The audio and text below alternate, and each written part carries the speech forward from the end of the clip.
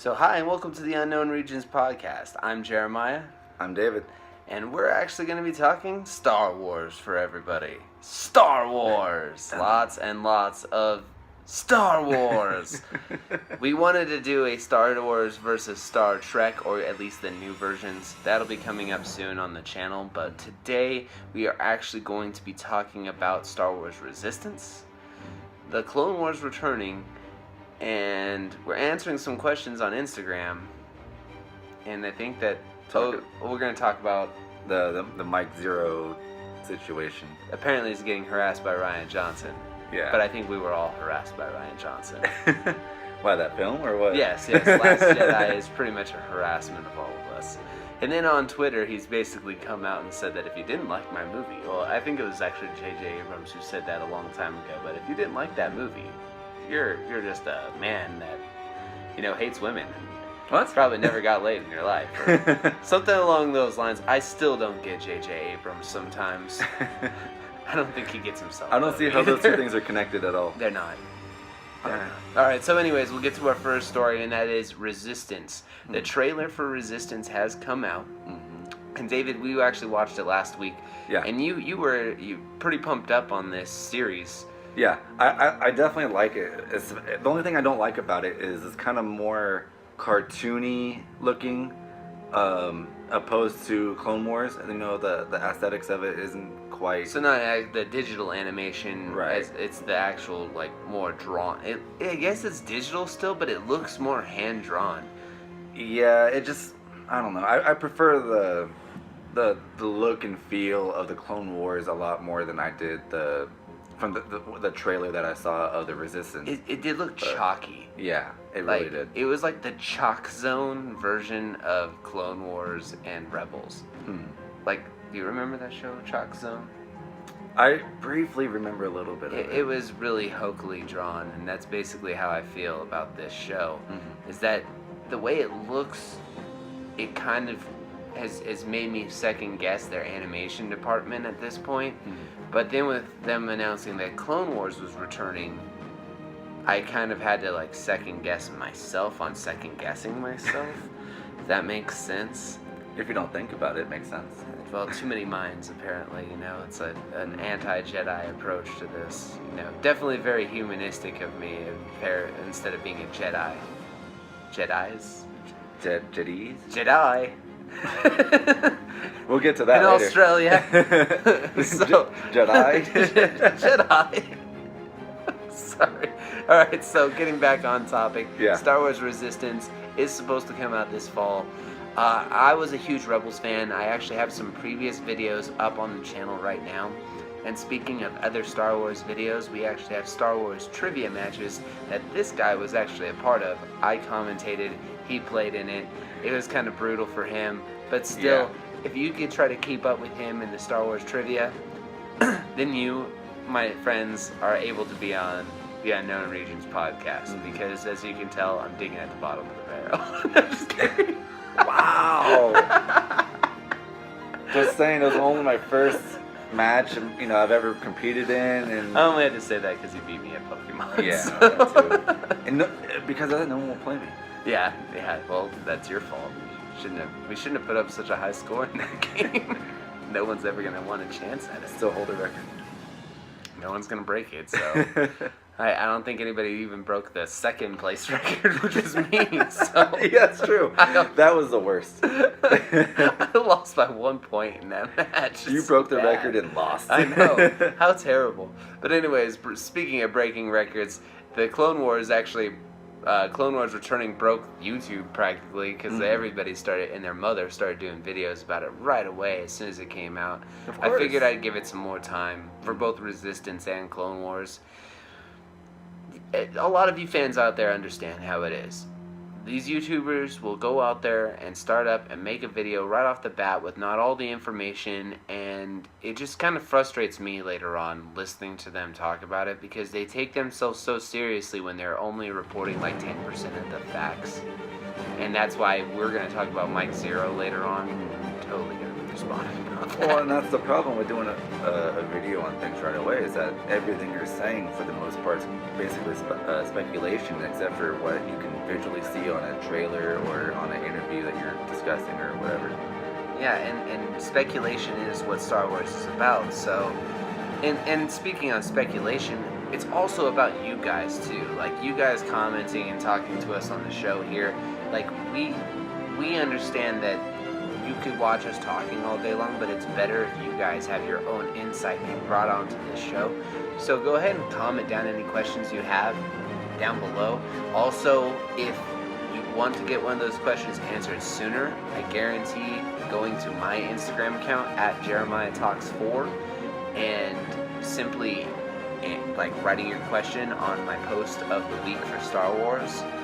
You comment on there and I'll answer it. And today we're actually going to do that. David's going to be reading the questions from online.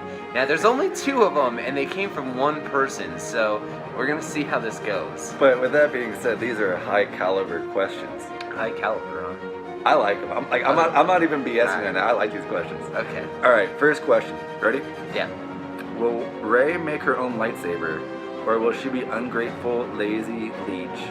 I'm sorry, be an ungrateful, lazy leech on society like Luke? So is this a millennial joke? Like, is that what the whole plan of this was? Sounds like it could be. My first comment about that. But anyways, I think Rey will make her own lightsaber. If she doesn't make her own lightsaber in this movie, it's kind of like, well, is she, where the hell did she get that one from? It's been over 30 years plus 50 years since the Jedi Order even existed, and that's thinking of that, it's 30 years from the end of Return of the Jedi. So if you put it that way, it's like 7 years of a process between Return of the Jedi and New Hope. That's like 57 years right there, plus another 16, 17 years old that Luke was already when. Yeah. So you think about all that time, that's like 70 years that's passed by. Like, a lightsaber's just gonna be sitting there working anymore. They've seen in Mortis, or no, not Mortis, sorry, redacted. You know, like Wayne's World. It's like a slot machine. No.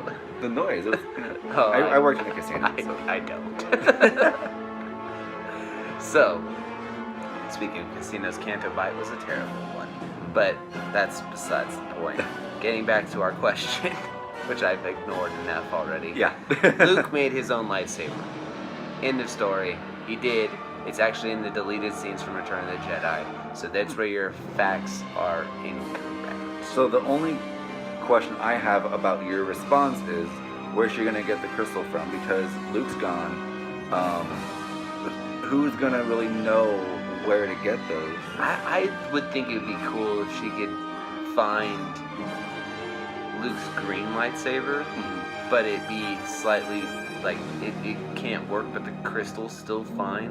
Like something Luke did to the lightsaber, or when when Ben Force grabs the hut on top of Luke in the Last Jedi, and his lightsaber could have got destroyed in that moment, but the crystal could have been fine, and he could have kept the crystal the entire time. I think it would be even cooler is if she found Darth Vader's crystal from Luke. Oh, that would be amazing. And it's dual red lightsaber battle at the end of the movie. That would be pretty amazing. Just throwing that out there. That's just me, but comment below if you agree with me, because I think that'd be really cool. Yeah. All right, here's the second question. Okay. I didn't write this. All right, so who did write this, by the way? Earl of the Inland Empire. So shout out to you. Thank you for commenting. This is both his comments, by Yes. the way. So, The second question. Why do only black Jedi, and then in parentheses, is Jedi plural or is it Jedi Z's? it's Jedi. So it's just... It's just Jedi. So it's like Jedi? Jedi. Yeah, Jedi. Okay. Yeah, Okay. it's the same thing. Alright, so why do only black Jedi have purple lightsabers? And why are they noticeably longer than the white guys? Alright, so first of all, if you're thinking that the lightsaber length has anything to do with it, you might be compensating for something your own head because you'd be thinking that you're lesser of a person or something. Because I didn't notice that the lightsabers were different lengths. So what you're saying is it's not about the length of the lightsaber, it's how they wield it. Yeah, exactly. Okay. Exactly. Wow. Exactly. So, like, Obi-Wan, he's a white guy. He can handle his own, Like, he doesn't need to be Mace Windu. Okay. And you know what? Let's think back on this, though. We're all black, Jedis. All black Jedis. Were they all using a purple lightsaber? I don't think that's correct. I think that there's actually other Jedi that are African American. Well, I don't know if they're not African American in space though. Like, what would they call? And you don't want to call them black because like that's supposed to be like negatively portraying a person. Like, this is confusing. Like, race in Star Wars doesn't make sense. Like, all you people who keep trying to tie them in together, they don't make sense. Because if it's in a different galaxy, like, they don't have the same problems. They have racism, but it's more about, like, creatures like against species. each other. Yeah. Like speciesism. Twi'leks are enslaved people, but, like, you don't hear them, like, uprising and causing a slave thing. And then robots in the new Solo movie all of a sudden having some social justice issue. Like, oh, we're controlled. You realize that we're all controlled. Anyways, let's get on to the last part of the show. Thank you, Earl the Inland Empire, for this very invigorating questions. And on to the part that really cracks me up and basically what grinds my gears Star Wars style here. Mike Zeroh. He already upset me enough as it was. Yeah. The guy goes online and he ends up putting on theories left and right. And I want to say about 95% of what he says is not even accurate in any way, shape, or form. Well, this guy has over 1 million subscribers on YouTube.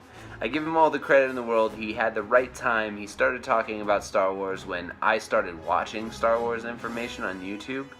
And the guy's been going ever since, and he's built up a strong demographic because he constantly does not give up.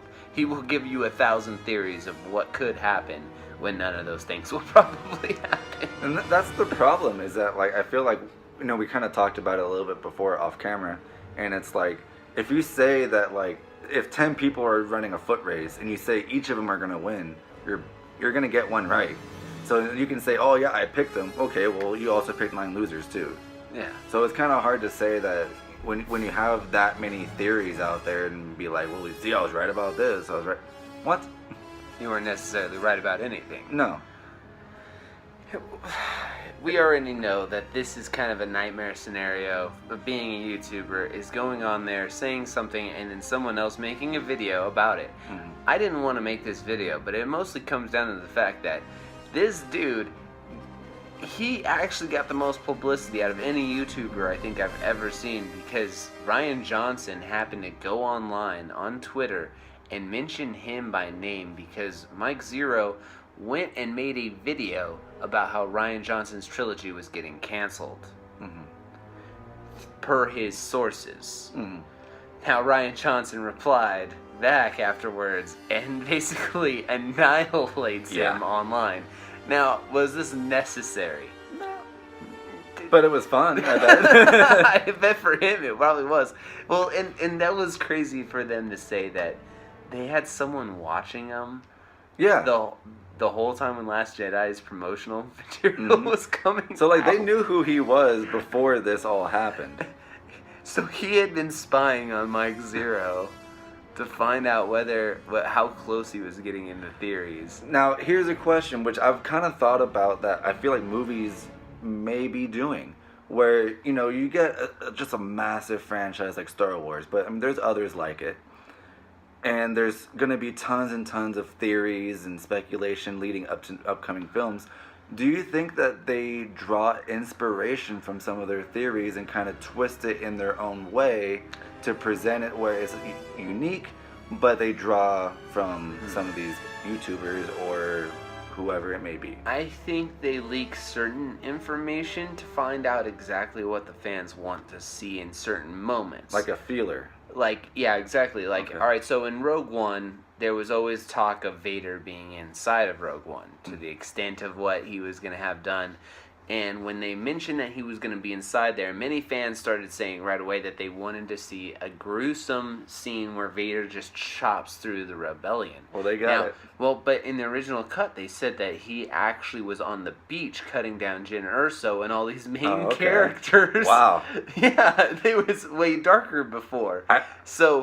Trust me, I wish they would have stayed that way too. I think it would have been kind of cool to watch Vader at least in those characters that I started to kind of like about midway through. Mm-hmm. Have you seen how it should have ended? No. Okay, well, I'll show you that later on. Okay. And you guys should go check out how it should have ended Rogue One, and you'll laugh because Alan Tudyk's character K2SO makes a Firefly reference, and it's great. Okay. Yeah, so it's pretty funny. I'll have to check that out. On the wind. All right, back to Mike Zeroh and our good friend Rian Johnson. Well, Yeah. I wouldn't call him a friend because that guy basically. Oh, you mean Rai? Oh, rude boys. Oh shit, Rai. We would go back to the Dino, bro. Oh man, I don't think you would want to hang out with Rian Johnson. He just seems like he's so into himself that if anybody told him that his movie sucked, he'd still be like, "Nah, I didn't." Once you get to know him on a personal level, though. No, I didn't. Didn't change anything. No, didn't. No. It's like you still think he's an asshole. Okay.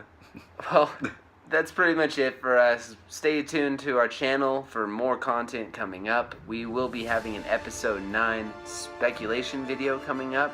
We would like to talk to you guys about the different theories we have.